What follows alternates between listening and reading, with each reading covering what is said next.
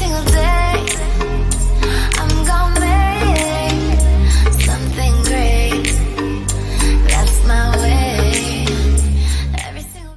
Alright. Hi gems, welcome back to my channel. If you are new here, welcome. If you are a regular subscriber, welcome back. Today I'm in one of the most festive offices I've ever stepped into. The energy in here is really high. It's just a good vibe from I stepped in the door, through the door.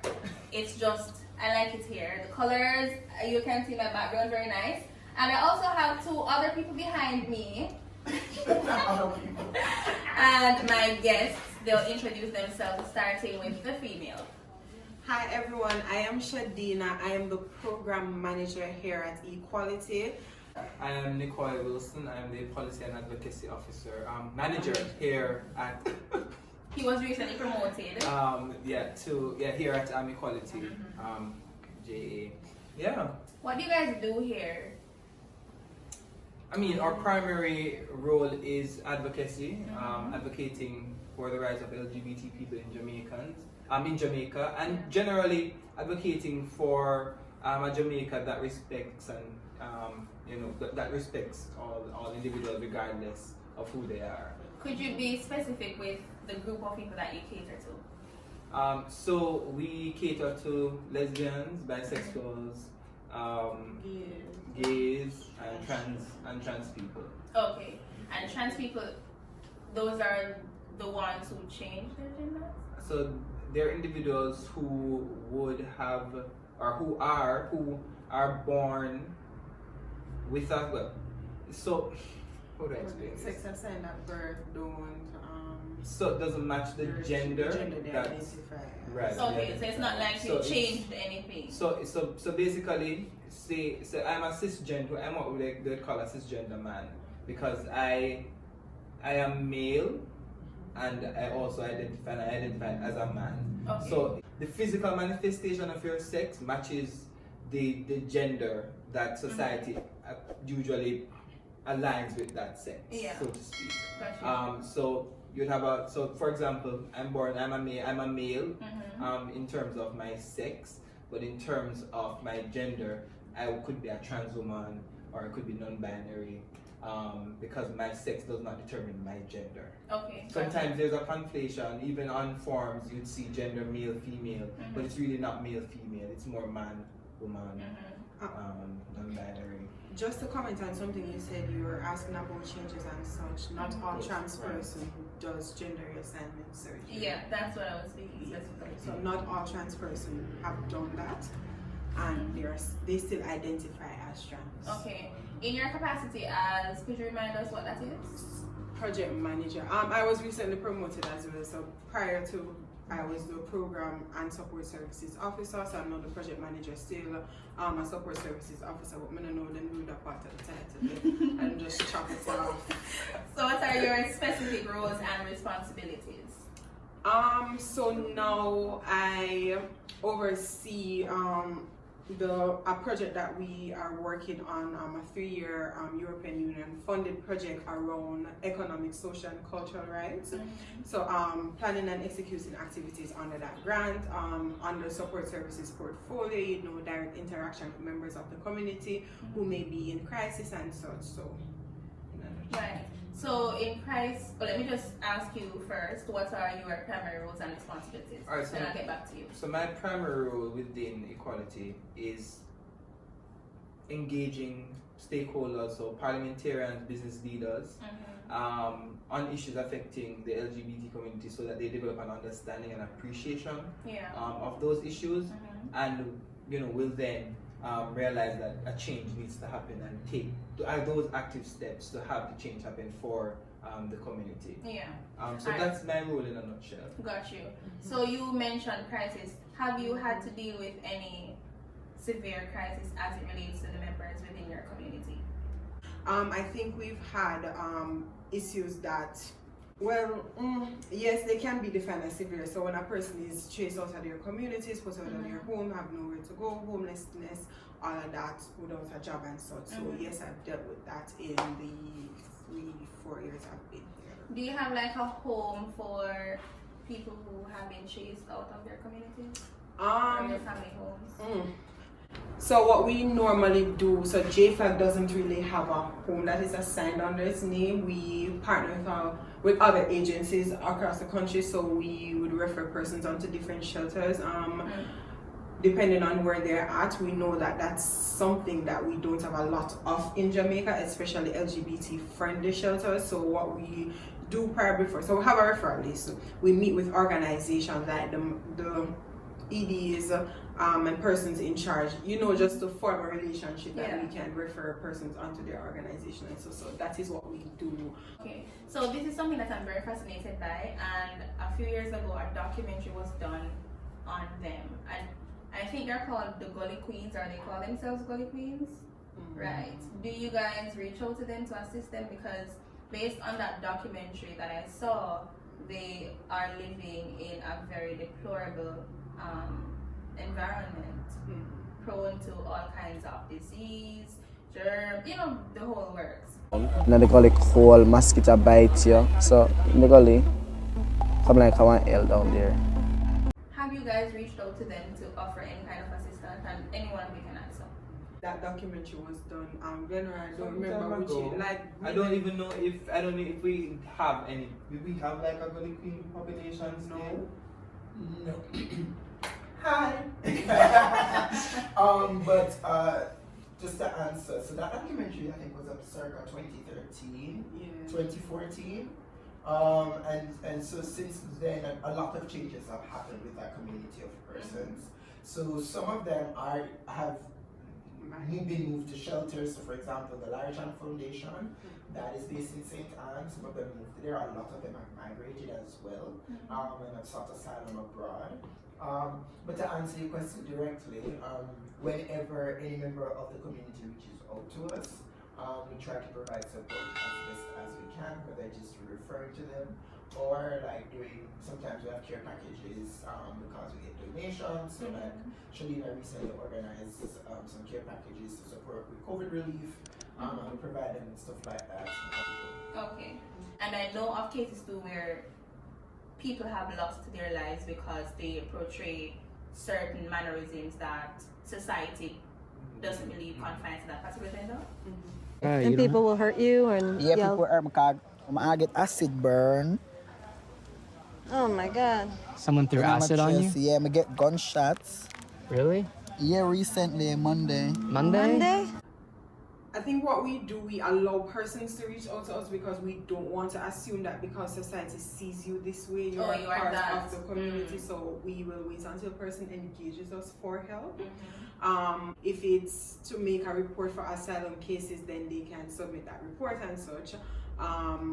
We have a helpline where they have social workers and counselors there to talk to persons like if that is the sort of support that they need. So in that situation, a person reaches out, then we can refer them onto the helpline, which is an ongoing kind of counseling relationship there. Gotcha. So it depends on the type of help that they say they need when they reach out. I mean, also specifically to somebody being threatened in that way, we would encourage them to make a police report as well.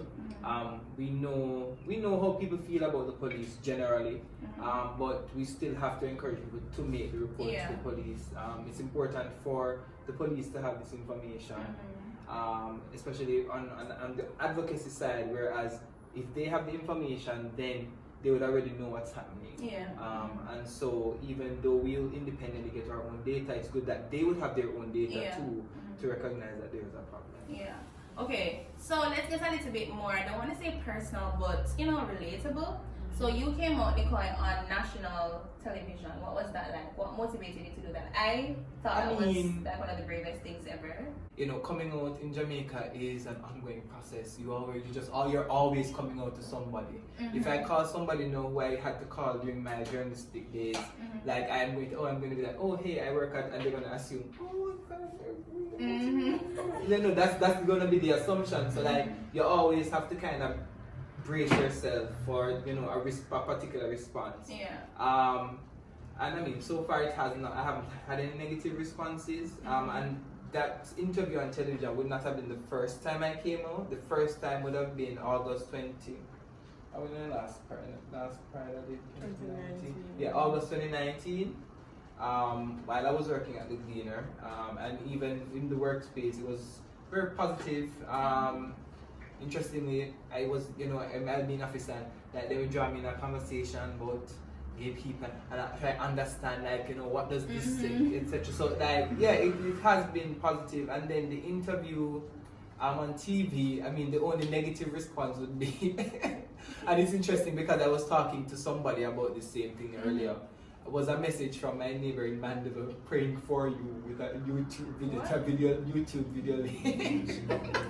It was so funny. What was your response to that? So I what did I say? I think it was something to the effect of what do you mean or whatever. That's literally what I asked. She didn't reply. Yeah. But interestingly, I saw her the other day when I went to Mandeville, and it was normal. But the response has been family supportive and all that stuff. Positive. Yeah, for me the thing so there are two sides of my family. So there's the adoptive side, and then there's the biological side. I'm closer to the adoptive side.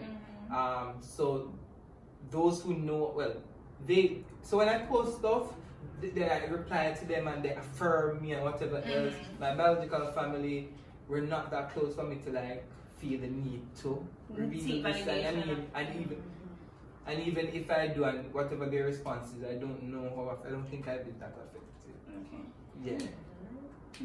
Yeah. Alright, so it's been positive. Okay, I love that. And then the thing is, as I was saying to you too, most times when you hear about these stories, it's always so ugly, My mom did the best she could, but at the same time, for her it was more embarrassing than anything else. People going back to her and be like, "Oh, Nadine, your son is gay." My dad hated my guts from the get-go, from the moment he found out. And other family members beat and abused me. On a daily basis, I would be bullied. I would be fighting battles to survive. I've always had to fight, physical fight, to make it through the day. And whenever it's a verbal altercation, they would use harsh words, like batty man, baby germs, maggot, versus saying gay. I feel like if they said I was gay or called me gay, that would be much better. And the thing about it too is we hear these stories and then we don't even know what happens afterwards. We don't know if parents and children have reconciled. We don't know, because I imagine that there are going to be parents who will say, okay, Nicole, you need to come back home, me not care, or Nicole, come back home, but me don't want to hear about this or whatever. There are parents who will do that, and over time they grow to accept and accept their children for who they are. I'm here in New York. I'm happy. I'm doing well.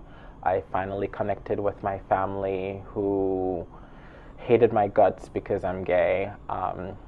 The hardest part for me right now is forgiving them, and I'm learning how to forgive, but it does take time. So it's good to hear that those sort of stories, to say, okay, even though negative may happen, they're still positive. Yeah, so we may go out and the male would pretend as if he's interested in a female, but he was really doing that to just not bring attention to himself, How do you encourage those people to not do that, or it's just whatever? Right. So individuals who pursue women because in an effort to cover up their sexuality, while I understand why they do it, it's not something that I agree with. It's wrong, because deceit, especially in that way, can be very devastating.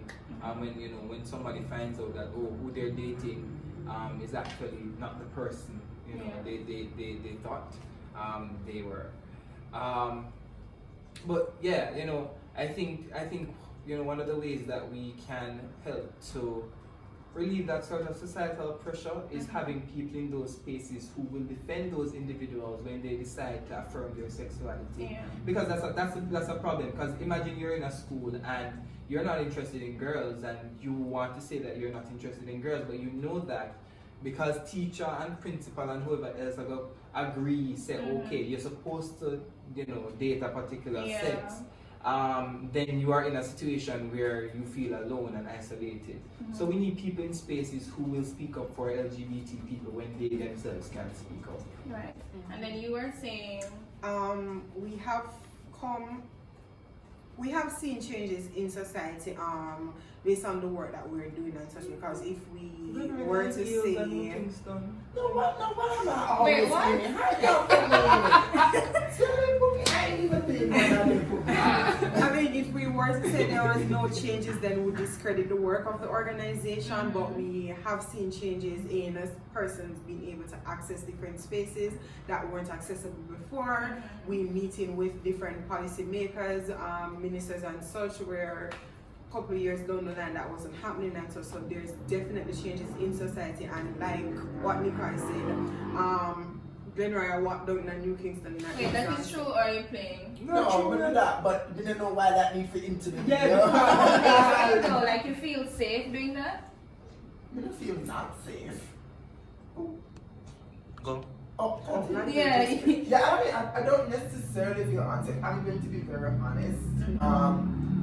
I generally wear my heels, well, for two reasons. For a political statement, because I feel like it sells the point that we're here to stay. And I don't think anything is going to happen. What I've noticed in Jamaica a lot of times is that people will say things but they won't do anything, and from here on, it's not going to affect me. That's not to say I wear my heels everywhere. I'm very strategic about where I wear my heels. Also, I'm uncomfortable. How much does that can walk in good enough? I can. Let's make that one clear. Yeah, so I don't go everywhere in it, but I think I strategically show up in it so people can see that certain things could be possible over time. It doesn't mean that because we walk in my heels, everybody will be able to do that. But I think you have to kind of show people what little is possible, so that we continue to push the envelope forward. So given that you wear heels, I'm not taking. No, yeah. I know the question always comes. I don't identify as a woman or gender non-conforming. I identify as a man. So he, him. Yeah, he, him. Those are my pronouns. And you don't wear dresses, or? I don't. Child, they wear one corsets for No, corsets are different. Corsets are different. So that's the thing. So like with my gender expression, which is different from how I identify, I would play around with my gender expression. But what I've tried to do over the years is see what feminine things I like and don't like. Like when the child last birthday we did paint the nails and it stressed me out the whole time. So I don't like nail polish. Just nail polish. Just nail polish, yeah. It stressed me out. It's just my old time friend. I ain't proper gel polish girl, so you know a thing. So you're the next real. No, it's not even. I know it wasn't like I couldn't type. It's just looking at it. It just wasn't for me. So like I figure out the limits of my own, femininity as I go along. So I'm not necessarily into like dresses and skirts, but I would wear something that I would wear a pump. I would wear my capes. I would wear a corset over a little shirt to kind of bend the rules of gender a little, but not to the extreme of, or not call it extreme, but not to the extent of like more directly feminine identified. So I have worn a poofy skirt, but that was for Halloween. So that's not really cool. I just talk as a witch. Got you. Alright, so as I said before, I listened to the Fish Tea podcast and some of the things that you did. When I saw the name of the thing being Fish Tea, I literally the reason I broke because I thought saying fish or batty man, it was offensive. But I don't know if you guys have a different interpretation for the fish on the tea. And I think I've heard one of you guys. Well, again, so if somebody calls it fish, it's not. Alright, so here's the thing about it. So I mean that was very intentional. But I am the kind of person that, in my own personal life, I do believe that in the same way, and it's a very contested thing, in the same way that you reclaim the word nigger, I think if me I call myself a fish, if me I call myself a batty man, that's for me to do as a queer person. And queer people do it all the time with each other. We use these words with each other all the time. It doesn't have the same sting as if a straight person does it. But what I wanted to do with Fish Tea was to get something that, I never come up with the name. It was somebody else on the podcast. It was Kareem that came up with the name. But the idea we were going with was, tea, spill tea, that's a very queer thing, spill the tea. And the fish was, this is something that we're shamed for, and it means fish in a pejorative way. But fish tea is also something that's very Jamaican. It's a Jamaican way of calling fish soup. So it was about talking about queer Jamaican experiences in our own way, and I thought it makes sense. Yeah.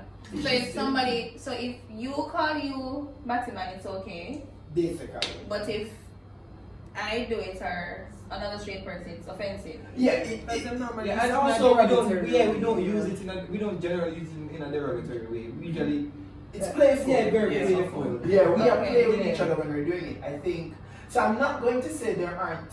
I'm going to be very careful with this, but there may be contexts in which saying the word may not be meant to be harmful. So maybe you're quoting something that somebody else said, or you're saying that word, or you're calling the word. And if we're being very honest, I remember a couple of years back, I was doing a focus group, around the focus group discussions, to try and find out what word do we have in Jamaica to say gay. Yeah. And there were very few words that we could come up with. That, and I mean, the community couldn't settle on any word, because they never like none of the words that would come up. But the truth is, the Batman is the only Jamaican patois word for queerness. It's just for a gay man. Everything else comes from another language.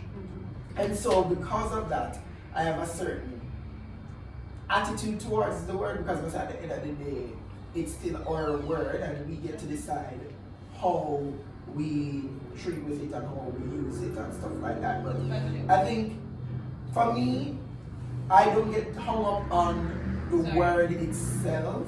I get hung up more so on what your intentions are behind it. Because you can say very coy words that are way more harmful than you playfully saying Batman. So I think I pay attention to the context in which you're saying whatever you're saying. But yeah, certain words would kind of make me say, wait, what? And if you try this me? Yeah, you kind of say, wait.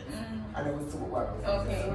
Alright. So also, I mean, I don't know if it's meant literally when like a lot of the taxi drivers say, but and I mean, I've driven with gay people who are called straight, presumably straight to that. I just, But I think some people like also embrace it to like when a taxi man passes and say Batman, you say or something. Actually, I remember one time, me and my friends really got a trip in Ochi, and we were coming back, and my man, that driver, taxi driver. No, I don't know this taxi driver from Adams. The first Adam and the taxi driver. So bad driver, taxi driver, and he said, but T-boy, and he said, you know what the taxi driver do? Turn around. I'm not discriminating, it's just a term. I don't know what I mean on the where am I going here? Wait no more, sir. Why did you feel the need for that? So what was your response? I mean, it was just awkward silence because I never expected it. You thought like you didn't know, like... No, but it was just, it's kind of obvious, but at that moment I was like, wow, that was, when you think about like the quintessential Jamaican man, you think of a taxi man, and this was back like 2012. And so you kind of get that kind of, 2012, 2013. So you kind of get that kind of a response. It did shock me. Yeah. But in the moment we're like, oh, okay. Interesting. Yeah. So I think we took the good out of it, which is him feeling the need to apologize to a group of men he assumed to be gay, and we all were. So you said something. You said it was obvious. I was watching another thing because I say I watch a thing all the time, and there was this young man on it. He was saying that when he was in high school, he tried not to be obvious. So I think he was saying that he tried to focus a lot on school, and I think he mentioned something about running, but he don't want to misquote him, but something of the sort. He didn't want to look obvious, so he kind of just threw himself into schoolwork, and because I guess if that's all at me. Because I'm just like, that's all at me. Yeah. I found that very interesting because I knew a young man in high school that it was pretty much the same thing for him. I think a lot of queer people use especially at that stage, use like different things to cope. Because alright, so I have this thing in Jamaica I call bright people privilege. When you have bright people privilege, you get away. They're not gonna fast with you. So you're not gonna play the football, alright, in my focus on school. You're not a girlfriend, no, in my focus on school. So a lot of us have used that over the years to kind of avoid certain forms of homophobia and ostracization, because people understand that as you know, focus on school, that's an excuse. And usually, I think with the Jamaicans on an individual level, a lot of times they will look past certain things once they realize other aspects of you. And I think a lot, and this is not to excuse homophobia, but I think a lot of times when you analyze deeply when homophobia happens, it's usually them focusing on just that one part of you because they don't really know that much about you. And the more they know about you, the easier it is for them to not pay attention to something that doesn't affect them. But it happens at an individual level. But now when it's at a community level, now where everybody has to make it clear so they can support certain things, then it starts to turn into something darker and something else. But when I say I'm obvious, I think I'm just acknowledging the fact that I am somebody who does things that society sees as feminine. And the way I do things is understood as feminine, and because we associate femininity in men with queerness and masculinity with women with queerness, people will just automatically assume I'm queer, and so I don't have to do the business of telling people whether I am or I'm not, but not in a difference, I got to assume it anyway. It's not my business to say And sometimes too, what is an identifier, and I think it's a poor one, is there's this accent. I don't know if you guys are aware of the accent. There's this kind of like I don't know if it's like an accent, you know?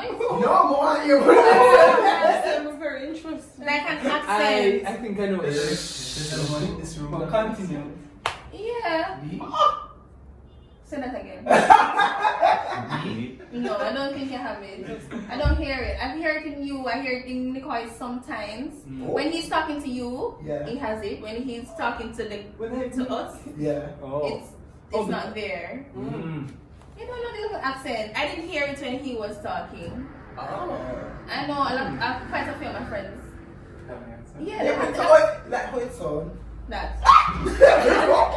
You know, like a little flair. You know? Maybe it's not an accent. That was what I was saying. Maybe it's the lingo or. No, affectation. But it's not the lingo. It's not just the lingo, it's an affectation. I think there's a certain intonation. And how we kind of speak and pronounce words, and when we are. You have to travel. That vibe there? Okay. And my final question to you, and pretty much back to the professional side, just tell me, each of you can tell me like 2 of the challenges that people within the community face, and how you guys are actively helping them to overcome these challenges. You want to go first? We can take a moment. I mean, to think so one of the major issues for the community is discrimination, because from the discrimination is the homophobia and the homophobic violence, etc. So if you go on our social media, you realize that we try to educate people on their rights. So there's a lot of legal literacy, and because we recognize that people don't know their rights, so there is that aspect of it. And there's also, the engaging the parliamentarians so that they recognize that, hey, we need protection. So, I mean, one of the things that we propose is having a comprehensive anti-discrimination legislation because of the gaps within our constitution and our laws, to protect not only LGBT people but other individuals. So that's one of the things. So really, for the anti-discrimination, it's really a lot of advocacy and sensitization, of the community and of the general public as to why it's an issue. So one issue, as Nicole had said, is persons not knowing their rights. So a lot of work that is being done by different organizations around human rights and all of that is the basics of the responsible political rights and all of them. when at election time you have the right to vote and all of that and so what we have done, which is the project I'm working under, is to take a step in educating people about their economic, social and cultural rights. So that covers housing, workplace, whole heap of things where the ordinary Jamaicans need to have access to and such. So in doing that, we let persons know that, okay, then this is what this international covenant that we're signatory says, but this is what we have in our constitution, and this is what can be done in a situation if you are discriminated against in the workplace, if you're denied housing and etc. So that is work that we're doing now, actively actively playing a part in sensitizing the community and engaging stakeholders to let them educate them that, okay, then we're doing work around economic, social and cultural rights and such. Look at the work that they're doing and how ESC rights can be incorporated into that, so their spaces can be accessible to community women and others and such. I wanted to add that a part of our job is, so a part of the sensitizing people about their rights is really to allow them to appreciate that the government has a responsibility to them. So as an advocacy organization, though we have support services in a limited way, the bulk of that work is really the government's work. So that's really our job. So we remind the parliamentarians that they have a duty to do this, but we also let the people know that the parliamentarians have the duty to do this. Because I think that is something that's really missing from the conversation. It's really okay, parliamentarians, they have the power to change the law, but okay, them away from the society to change and evolve, and we understand that. But at the same time, people aren't necessarily aware that this is what the government is supposed to do. The government, so even people do know they have rights, but they don't necessarily know what the rights are as well. So that's also an issue. But really, it's we need to have people recognizing that the government has a responsibility to us, and that they should be taking active steps to ensure that those things are fulfilled. I think access to spaces is one tool, but over the years, when you say spaces, what do you mean? Alright, so like different sectors in Jamaica. So like, for example, the health sector. Okay. So everybody needs healthcare and all of that and such. Persons have been discriminated in the health sector and such. So a part of the work that we've done is to reach out to these organizations, train them, sensitize them, so their spaces can be accessible to all. And accessibility means that if they're near to me, I can have access to it. The quality of service where I get at the same quality where you are getting all of them. So right across. Equal and fair treatment across. Okay. You have the whole world's attention. What would you say? You can think about it. What would you say if the whole world basically listening to you? I think my message is respect and tolerance. Like, we're all humans. My sexuality or another person's sexuality isn't the definition of who they are. It not defines, say, okay, then this is what I'm going to do and all of that and such. We're all humans. Treat people equal with respect. That is all we ask for. So people can have the same access to services as we all enjoy.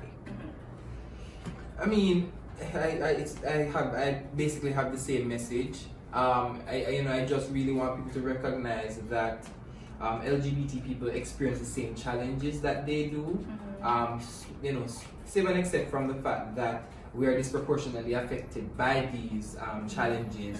But yeah, people need to recognize that we're human just like them. We have aspirations, we have goals. Many of us are here because we want to see a better Jamaica.